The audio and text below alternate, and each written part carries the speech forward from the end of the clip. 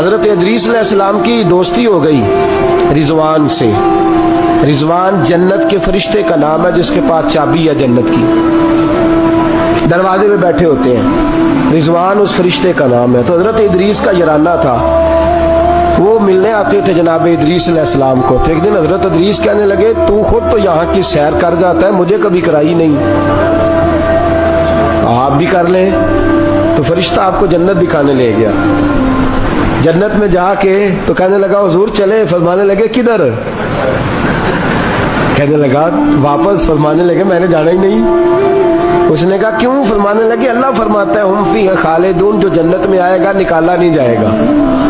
تو کیسے مجھے نکال سکتا ہے؟ کہنے لگے جناب آپ نے سیر کا کہا تھا. فرمایا سیر ہی ہے یہ, اس لیے کہ جنتی ساری عمر ہی سیر کریں گے, وہ سیر ہی کریں گے. سفر تو تھکا دیتا ہے بندے کو, یہ سیر ہی ہے.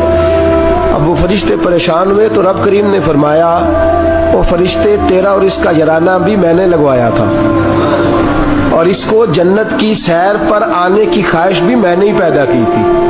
اور تو کون ہوتا ہے میری بغیر اجازت دروازہ کھول سکے؟ بلوایا بھی میں نے ہی تھا. اور یہ جو میں نے کہا نا اڑ جا, یہ توفیق بھی میری ہوئی ہے. میری طلب بھی تو تیرے کرم کا صدقہ ہے. یہ پاؤں اٹھتے نہیں بلکہ یہ اٹھائے جاتے ہیں. تو جب بلا لیا ہے جنت میں داخل کرا لیا ہے, اور جنت بھی وہ والی جس کو میرے رسول پاک کے قدموں نے جنت.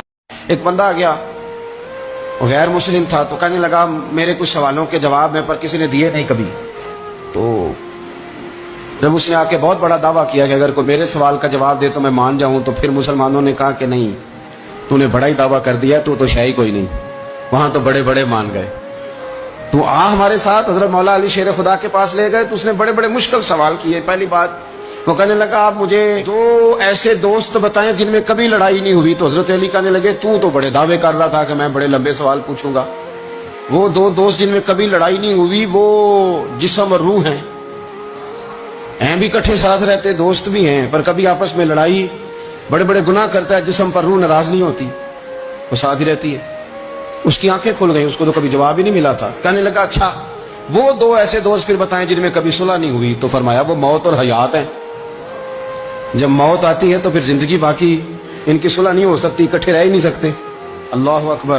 وہ کہنے لگا یہ تو کمال ہو گئی. اب وہ ذہن کھل گیا, کہنے لگا جی اور پوچھ لوں؟ فرمایا تیرا ہی دعویٰ تھا دو پوچھنے, میں تیار ہوں, تو 100 بھی پوچھ. کہنے لگا وہ بی بی جس نے چند لمحوں میں بچہ پیدا کر دیا. فرمایا یہ بھی کوئی مشکل بات ہے؟ وہ حضرت مریم ہے, 1 منٹ میں حاملہ ہوئی تھی, اگلے منٹ میں اللہ تعالیٰ نے انہیں تھوڑی سی تکلیف سے گزارا, اور اگلے منٹ میں حضرت عیسیٰ پیدا ہو گئے. کوئی مشکل بات ہے؟ کہنے لگا جی وہ دو چیزیں جو حرکت نہیں کرتی. فرمایا یار جلدی پوچھ, ٹائم نہ ضائع کر, جلدی پوچھ. وہ دو چیزیں جو حرکت نہیں کرتی وہ زمین آسمان ہے. اس نے کہا وہ دو چیزیں جو ٹھہرتی نہیں. فرمایا وہ سورج اور چاند ہے جو حرکت ہی کرتے رہتے. کہنے لگے اچھا وہ بتائیں جی جو کھا تو بڑا کچھ کیا پر پیا اس نے کچھ بھی نہیں.